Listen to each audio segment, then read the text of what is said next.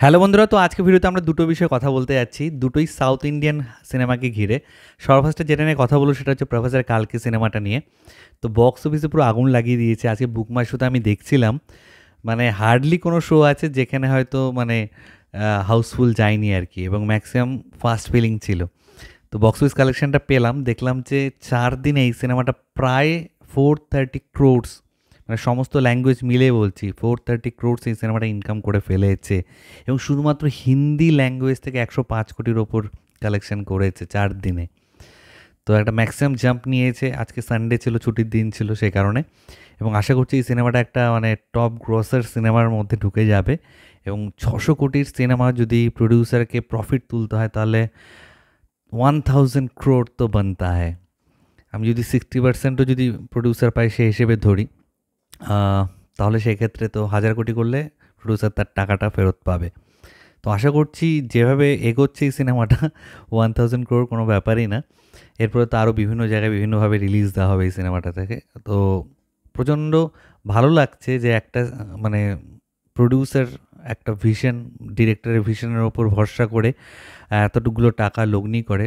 নাগ হোসেন যিনি ডিরেক্টর, তার খুব সম্ভবত শ্বশুরমশাই এই সিনেমার প্রডিউসার। তো যখন এইভাবে দর্শক সেটাকে সাপোর্ট করে এবং টাকাটা যখন কন্টিনিউয়াস আসতে থাকে, তখন প্রডিউসারও ভরসা পায় যে না, এই ধরনের সিনেমা আরও করব। ডিরেক্টরও ভরসা পায় যে না, এই ধরনের গল্প আরও বানাবো। তো let's hope for the best. এরপর সেকেন্ড যে বিষয়ে কথা বলবো সেটা হচ্ছে কালকির সাথে একটা ক্যারেক্টারের সাথে রিলেটেড, মানে কামল হাসান। সেই ক্যারেক্টারটার সাথে রিলেটেড তার একটা নতুন সিনেমা আসছে, তোমরা সবাই জানো, মানে একটা সিকুয়েল সিনেমা। 1996 ইন্ডিয়ান বেরিয়েছিল, প্রচণ্ড পপুলার একটা কাল্ট সিনেমা। তো সেটার সিকুয়েল আসছে, ট্রেলারটা দেখলাম, 2-3 বার দেখলাম। এবং দেখার পর একটা কথাই বলবো যে কিছু কিছু অ্যাক্টর আছে না, বয়সের সাথে সাথে আরও বেশি মানে কি বলবো, নিজেকে ফুটিয়ে তোলে।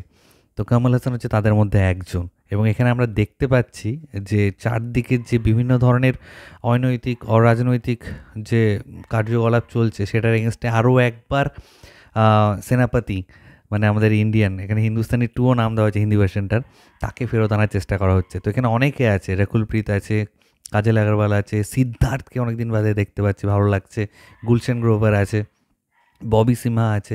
তো সিদ্ধার্থের ক্যারেক্টারটা দিয়ে আমরা ট্রেলারটা শুরু হতে দেখতে পাচ্ছি যে কিনা বিভিন্ন ধরনের চারপাশে অনিয়ম চলছে, সেগুলোর এগেনস্টে প্রোটেস্ট করে।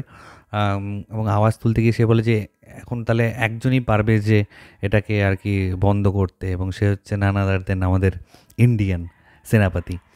তো এই একজন পুলিশ অফিসারও সেক্ষেত্রে বলছে, আমরা দেখতে পাচ্ছি যে আমি লাইফে একটা কেস সলভ করতে পারিনি, সেটা হচ্ছে এই সেনাপতির কেস, মানে তাকে ধরতে পারেনি আর কি। তো সে আরেকবার কামব্যাক করে, এবং এখানে বিভিন্ন প্রস্থেটিক মেকআপে আমরা কমল হাসানকে দেখতে পারি। এবং ডিরেক্টর যেখানে শঙ্কর, তার ভিশন আমরা সকলেই জানি। তো তার পাস্ট কিছু নিজের সিনেমাটির রেফারেন্স আমরা এখানে দেখতে পাচ্ছি।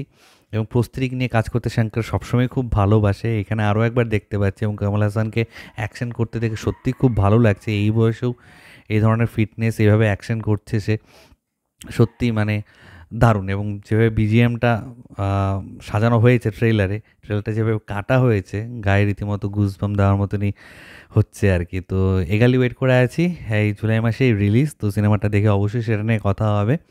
এবং একটা নস্টালজিয়া ব্যাপার ওই সিনেমাটাকে ঘিরে আছে। আশা করছি আমাদের মানে যে এক্সপেকটেশন লেভেলটা আছে সেটাকে স্যাটিসফাই করতে পারবে ইন্ডিয়ান টু বলো বা হিন্দুস্তান টু বলো, এই সিনেমাটা। তো এই দুটো জিনিস তোমাদের সাথে শেয়ার করা ছিল। তোমাদের কার কি মতামত নিচে কমেন্ট সেকশনে অবশ্যই লিখে জানাও। আমার ভিডিওটা ভালো লাগলে লাইক করার সাথে একদম ভুলবেন না। চ্যানেলকে যারা প্রথমবার দেখছো, নিচে যে রেড বাটনটা আছে সেখানে ক্লিক করে নাও, পাশে একটা বেল আইকন আছে সেখানে ক্লিক করে অল অপশনে ক্লিক করে নাও। ঠিক আছে বন্ধুরা, ভালো থেকো সবাই, সাবধানে থেকো সবাই, love you all, tata, take care.